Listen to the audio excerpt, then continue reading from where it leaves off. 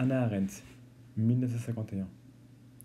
Voici un extrait de l'ouvrage L'impérialisme, publié chez Fayard en 1982. Ces extraits sont tirés des pages 11 à 17.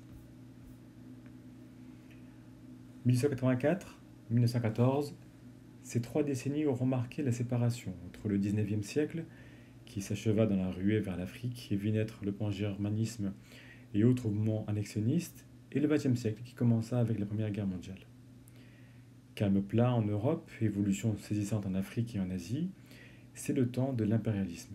Il se dégage de certains aspects fondamentaux de cette période une telle similitude avec les phénomènes totalitaires du XXe siècle que l'on pourrait non sans raison y voir le germe des catastrophes qui devaient suivre, bien que d'un autre point de vue, son calme la place encore tout à fait dans le XIXe siècle.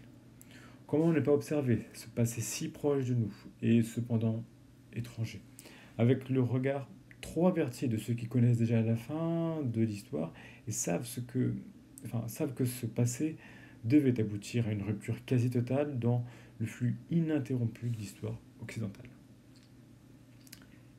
L'expansion, en tant que but politique permanent et suprême, voilà l'idée clé de la politique impérialiste.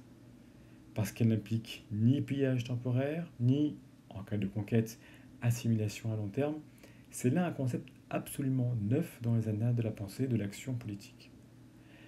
La raison de cette surprenante originalité tient tout simplement à ce que ce concept n'a en réalité rien de politique, mais prend au contraire ses racines dans le domaine de la spéculation marchande, où l'expansion signifie l'élargissement permanent de la production industrielle et des marchés économiques qui a caractérisé le XIXe siècle.